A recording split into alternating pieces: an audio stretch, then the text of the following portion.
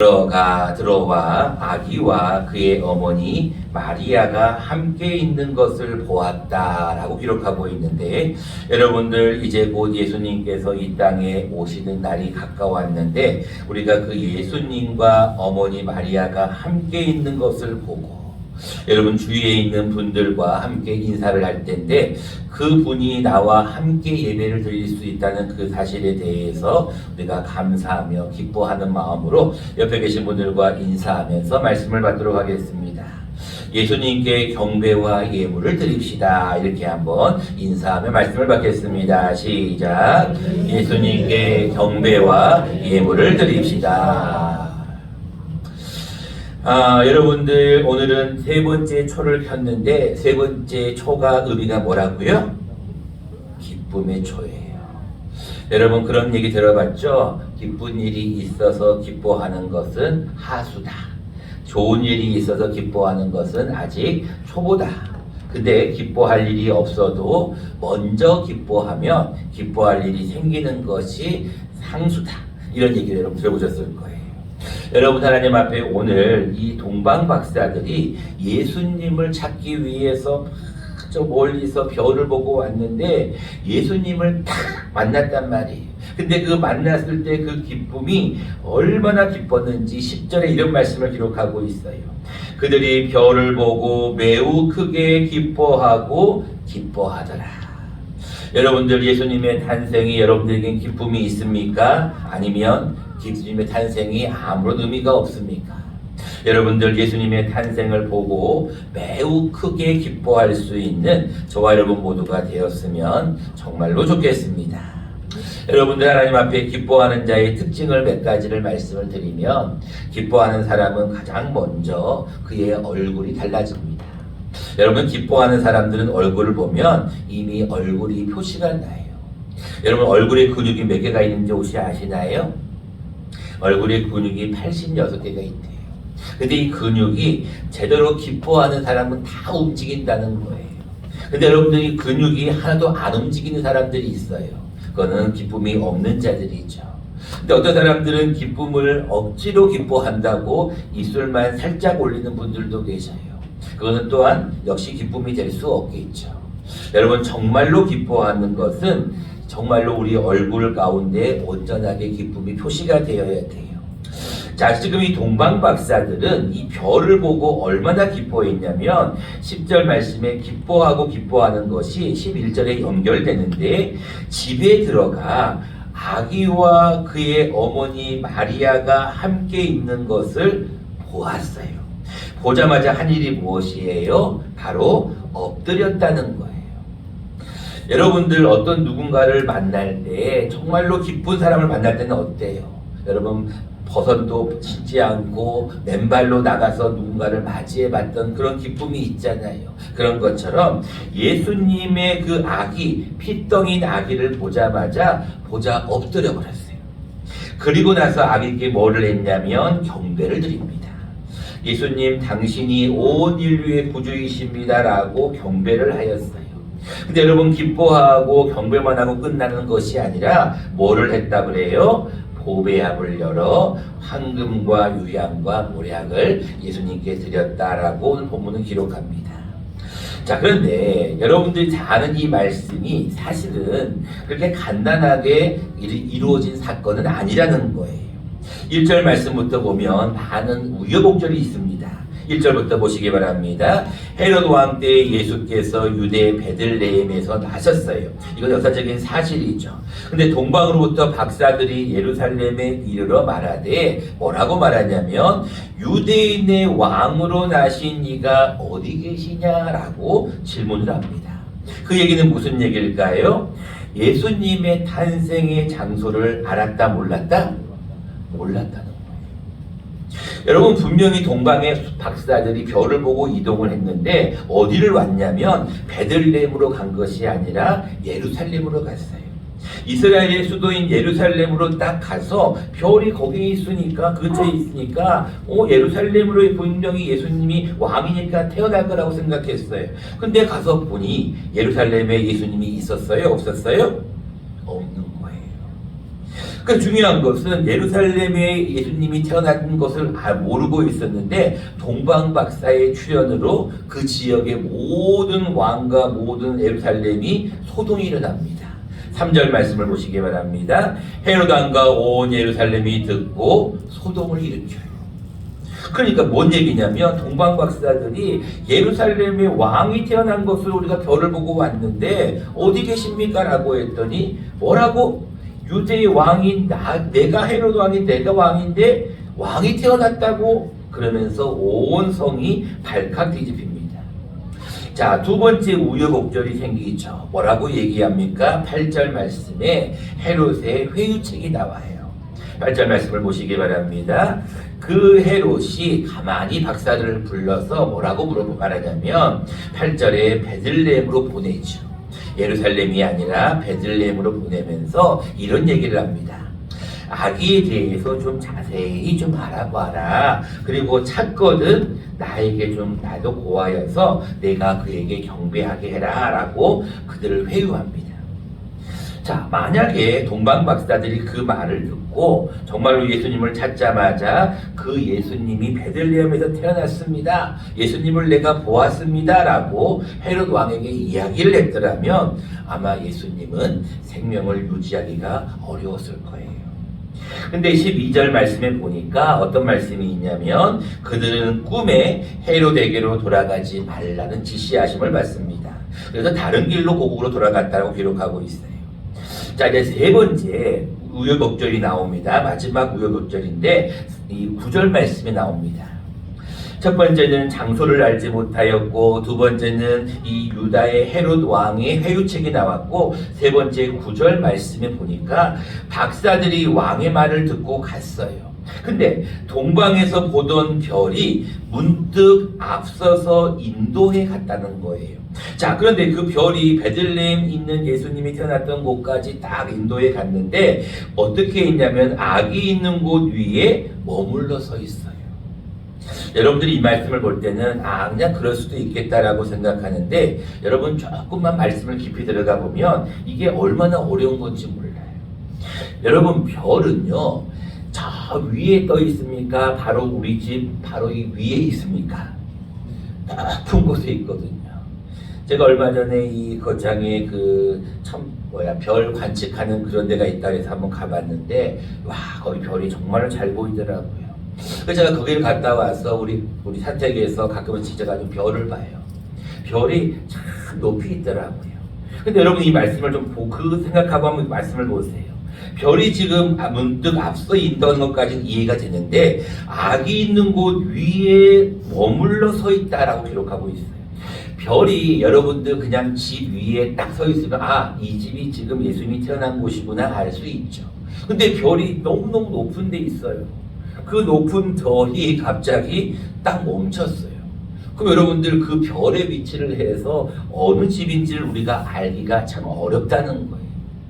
여러분들이 요즘 같으면 내비게이션이 있어가지고 어느 번지를 딱 치면 딱 그 앞으로 가잖아요. 근데 그 당시에는 높은 별만 보고 어느 집인가를 알기가 참 쉽지가 않았다는 거예요. 자, 이렇게 세 가지 정도의 우여곡절 끝에 결국은 동방박사들이 예수님이 있는 곳을 발견합니다. 그리고 나서 그 집에 들어가서 경배하고 보배합을 열어 예물을 드린 사건이 오늘의 본문입니다. 여러분들이 이제 다음 주가 되면 12월 24일 드디어 성탄절이 다가옵니다. 25일이 성탄절이지만 24일은 성탄주일, 25일은 성탄절, 31일은 송년주일 이렇게 들어갑니다. 1월 1일은 송구영신 예배, 그리고 1월 7일은 신년감사주일 이렇게 여러분 쭉 이어지게 되는데 이제 다음 주일이 되면 예수님이 태어나신 성탄주일이 됩니다. 여러분이 성탄주일을 맞이하는 이 한 주간 우리가 무엇을 준비해야 될 것인가? 동방박사들과 같이 우리도 많은 우여곡절이 있습니다. 어려움이 있습니다. 그럼에도 불구하고 성탄절은 기뻐해야 됩니다. 왜냐하면 온 인류의 구원을 주실 복된 소식을 우리에게 알려주기 위해 예수님이 오셨기 때문입니다. 자, 우리가 오늘은 이 성탄절을 준비하면서 무엇을 기뻐할 것인가 두 가지를 한번 생각해 보려고 합니다. 첫 번째입니다. 우리는 하나님 앞에 예배를 드릴 수 있는 것에 대해서 여러분 기뻐하셔야 돼요. 여러분 하나님 앞에 예배 드리는 것이 혹시 기쁩니까? 아니면 기쁘지 않습니까?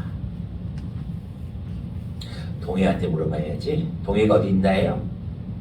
아, 동해도 나갔나요? 서해한테 물어봐야지. 서해야, 서해는 교회 오는 게 기뻐요? 안 기뻐요? 숨었어요. 부끄러워서. 자, 그보다는 현정자매가 제일 좋으니까. 현정자매는 주일날 교회 오는 게 기뻐요? 안 기뻐요? 아, 기뻐요.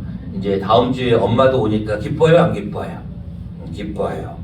자, 여러분들이 예배를 드리는 그 자체가 기쁘다라고 하는 것은 참 귀한 제목입니다. 여러분, 예배를 드릴 수 있다는 그 자체가 얼마나 감사한지 몰라요. 우리 오늘 원로 장로님 지금 2주 빠지시고 오늘 나오셨는데, 우리 원로 장로님의 모습을 보니까 제 마음이 너무나 기뻐요. 여러분들 하나님 앞에 예배를 드릴 수 있는 이 자체가 하나님께 얼마나 감사한지 몰라요. 저는 매주 토요일마다 주일 출석률에 굉장히 신경을 많이 쓰기 때문에 토요일 되면 제가 우리 교인들을 다 하고는 거의 다 통화를 합니다. 자, 어제 강장로님하고 통화를 하는데 있었던 이야기입니다. 제가 연락을 드렸더니 장로님 전화를 받으셨어요. 목사님 안녕하세요. 목소리가 똑같아요. 그래서 목사님, 장로님 왜 그러세요? 그랬더니 목사님, 제가 감기가 걸렸어요. 우리 민준이가요, 그 근처에 있는 좋은 명제학교에 합격을 했는데요, 제가 아무튼 감기가 걸렸어요. 그러는 거예요. 그래, 장로님 몸 관리 잘 하시고요, 다음 주일날 뵙도록 할게요 라고 이제 인사를 하면서 전화를 끊으려고 했어요. 근데 제 마음속에 갑자기 그런 감동이 오는 거예요. 장로님이 갑자기 왜 또 몸이 아프실까? 왜 또 감기가 걸리셨을까에 대해서 이제 마음이 이제 이런저런 생각이 좀 이렇게 쓸쓸하기도 하고, 마음이 좀 이렇게 좀 안 됐다는 마음도 드는 거예요. 여러분 다 아시다시피 장로님의 상태가 지금 그렇게 녹록한 현실이 아니기 때문에 그렇습니다. 근데 제 마음속에 이런 생각이 들었어요.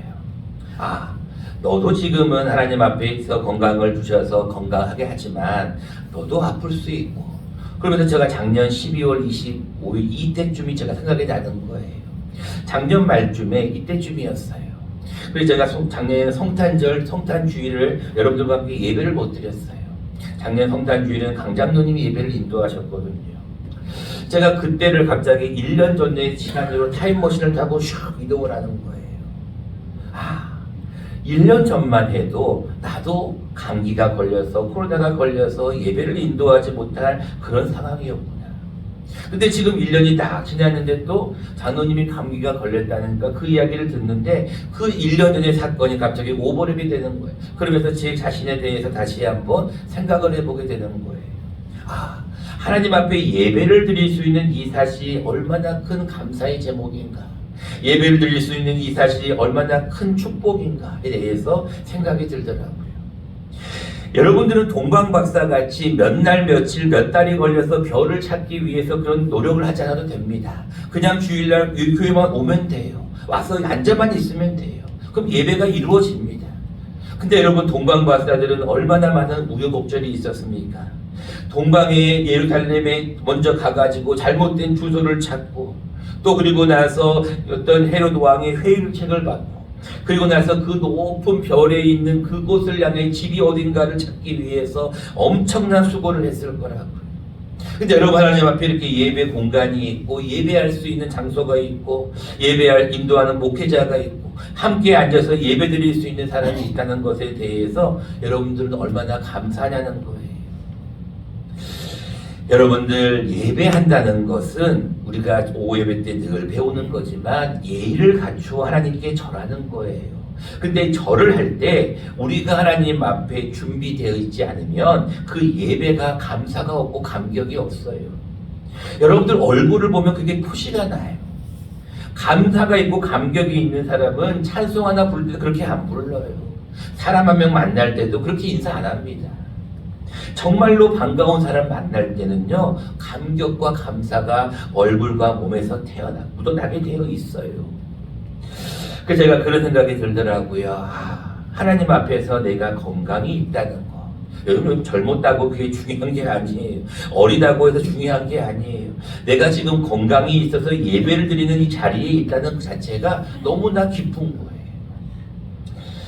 두 번째입니다. 우리가 하나님 앞에 이 성탄절을 준비하면서 기뻐해야 될 제목은 예배를 드리는 게 첫 번째고, 두 번째 우리가 기뻐해야 될 것은 하나님 앞에 드릴 예물이 있다는 것에 대해서 우리가 기뻐해야 돼요.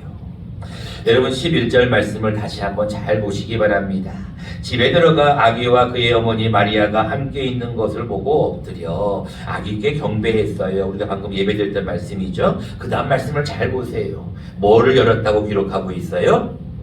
보배합을 열었어요. 여러분, 황금은 왕을 상징합니다. 유향은 선지자를 상징해요. 모략은 죽음을 상징하는 제사장을 상징해요. 그 의미는 다 몰라도 돼요. 중요한 것은 보배합이에요. 여러분, 보배합에 그것을 열었다는 것은 보배합을 뭐 했다는 거냐면 준비했다는 거예요. 여러분, 성탄주의를 준비하면서 우리가 기뻐할 것은 내 호주머니에 단돈 1,000원짜리든 10,000원짜리든 50,000원짜리든 내 통장에 몇십만 원, 몇백만 원이 있든지 간에 하나님 앞에 뭔가를 드린다는 자체가 기뻐하는 거예요. 여러분, 어저께 눈이 왔지 않습니까? 어저께 눈이 오고 갑자기 지금 추워졌는데 하나님 앞에서는 그런 마음이 들더라고요. 갑자기 이렇게 또 추워지면 우리 주위에 추위에 떨고 있는 사람들이 얼마나 많을까 생각해 보아요. 그동안은 여러분 따뜻해가지고 그거를 잘 몰랐는데 갑자기 또 추워지니까 우리들 주위에 힘들고 어려운 자들이 얼마나 많이 있겠냐는 생각이 들어요. 그러면서 제가 얼마 전에 또 구입한 이 외투를 가지고 옷을 딱 그 외투를 입는데 너무 따뜻한 거예요. 근데 이 외투를 입고 그 따뜻함을 가지고 어디를 가는데 또 목도리를 어디서 줘서 목도리를 하고 이렇게 가는데 너무 따뜻하고 좋은 거예요. 근데 우리들 주위에 연약한 자들이 또 분명히 있을 거라는 거예요. 추위에 떨고 있는 자들이 분명히 있을 거라는 거예요. 밥을 못 드시는 분들도 계실 것이고 힘들어하는 자들이 분명히 우리들 주위에는 있을 거라는 거예요.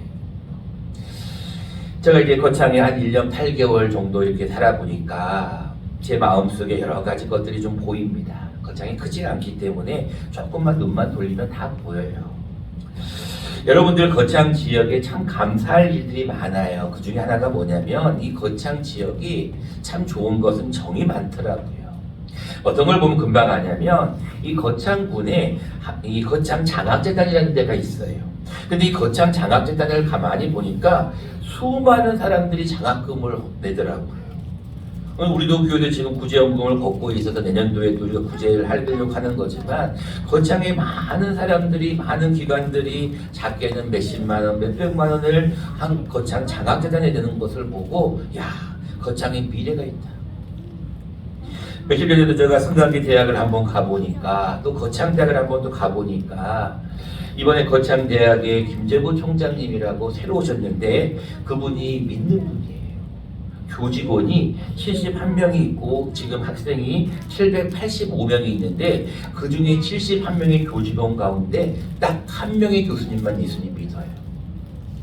여러분, 거창 지역이 복음화율이 현저히 낮다는 얘기는 제가 이미 여러분에게 드렸어요. 근데 거창대학을 가보니까 믿는 사람들, 믿는 동아리가 SFC가 하나 있는데 5명이 모인대. 5명이 785명 가운데 5명의 아이들만 성경 공부를 한대. 놀랄 노제죠. 근데 그 김재구 총장님이 새로 오셨어요. 근데 그분이 그런 얘기를 하는 거예요. 이번에 개막식 때도 축사를 하셨는데 이런 얘기를 하시는 거예요. 거창은 다른 것보다도 교육의 도시입니다. 거창 도립대학도 있고 성가대 대학도 있고 고등학교부터 유치원까지 얼마나 많은 아이들이 있는지 몰라요. 저는 거기에 거창의 미래가 있다고 보고 더 중요한 것은 그 아이들을 위해서 장학사업을 많이 하는 단체를 본다는 거예요. 여러분, 장학사업이 무엇입니까? 우리 지금 어린이 유치원부터 해서 대학생까지는 이 거창 지역에 아이들이 공부할 수 있는 환경을 열어주는 게 장학사업 아닙니까? 우리 주위에 힘들어하고 있는 학비 때문에 어려워하고 있는 그들을 돕고자 하는 게 장학사업 아니에요. 여러분, 그럼 여러분들은 무엇을 해야 될까요? 내가 돈이 없어요? 상관없어요. 여러분 구제헌금으로 동참하시면 돼요. 단돈 5,000원, 1,000원을 가져도 상관없어요. 중요한 건 내가 하나님 앞에 작은 예물이 있다는 게 중요한 것이고 그 예물을 하나님 앞에 준비하여 드린다는 게 중요한 것이에요. 그래서 제가 여러분들이 주보에 기록했습니다. 여러분 다음 주일날 성탄헌금을 거의 다 내실 거예요. 성탄 주일이니까. 성탄헌금을 낼 때 예수님 앞에 나도 무엇인가를 준비해서 좀 드리자는 거예요. 예물만 드리지 말고 그곳에 이 작은 종이 하나를 좀 써보자는 거예요. 그 종이에는 여러분들의 기도 제목도 포함되지만 우리 아까 손지사님 기도하였듯이 여러분 1년을 마무리하는데 내가 내년도에는 이 영혼 한 명만큼은 좀 전도해 보겠다. 여러분 올 1년 동안에 여러분들 8명의 새신자가 우리 교회에 등록하셨어요. 물론 지금은 거의 다 안 나오십니다. 몇몇 부에는 거의 다 안 나오셔요. 근데 중요한 건 하나님께서 한 영혼이 천하보다 귀하기 때문에 그들이 등록을 하건 안 하건 하나님의 때가 있어야겠죠. 중요한 건 여러분들이 얼마나 열심히 전도를 하고 얼마나 노력했느냐가 하나님 앞에 중요한 거겠죠. 여러분들이 1년이 다 지나갔습니다. 새로운 애가에서부터 계획도 거의 다 세워졌어요. 이제 여러분들이 2024년도에는 무엇보다 한 영혼을 우리가 전도해야 돼요. 여러분들 우리 가복교회 현실은 이건 녹화되기 때문에 제가 말을 최대한 가려서 하지만 여러분들에게 꼭 드리고 싶은 얘기는 이대로 가면 가복교회의 미래가 없습니다. 이건 분명한 사실이에요. 왜요? 연세 드신 분들만 많아지면 그분들이 아프시고 돌아가실 일밖에 없어요. 새로운 영혼이 계속 들어오지 않으면 가복교회의 미래가 없는 거예요. 여러분 그러면 예수님께 드릴 가장 귀한 선물이 무엇일까요? 기쁨에 드려야 할 선물이 무엇일까요? 그게 바로 한 영혼이라는 거예요. 그 영혼을 여러분 준비하자는 거예요. 기도로 준비하자는 거예요. 그래서 예수님 앞에 가장 귀한 한 영혼의 이름을 적어서 하나님 앞에 기도하고 또 1년 동안 노력해 보자는 거예요. 하나님이 보내실 수도 있고 막으실 수도 있어요. 중요한 것은 우리가 이 기쁨의 성탄절을 맞이하면서 예수님 앞에 준비하는 그런 마음이 꼭 필요하다는 것입니다. 말씀을 듣고자 합니다. 여러분들 오늘은 이 PPT가 준비가 되어 있어서 말씀을 여러분들과 함께 나누지는 못합니다. 그러나 한 가지 꼭 기억하셔야 될 것이 있습니다. 이제 곧 다음 주가 되면 성탄주일이 됩니다. 기쁘다 구주 오셨네. 우리 교회 아이들이 또 다음 주에는 특송을 하려고 지금 준비를 잘 하고 있는지도 모르겠어요. 근데 중요한 것은 기쁘다 구주 오셨네요. 기쁘다 구주 오셨네. 여러분 이 기쁨을 여러분들 정말로 누리려면 여러분 이 한 주간 동안 하나님 앞에 예배하는 일, 특별히 하나님 앞에 준비된 예물 꼭 드릴 수 있는 저와 여러분 모두가 되시기를 간절히 축원합니다.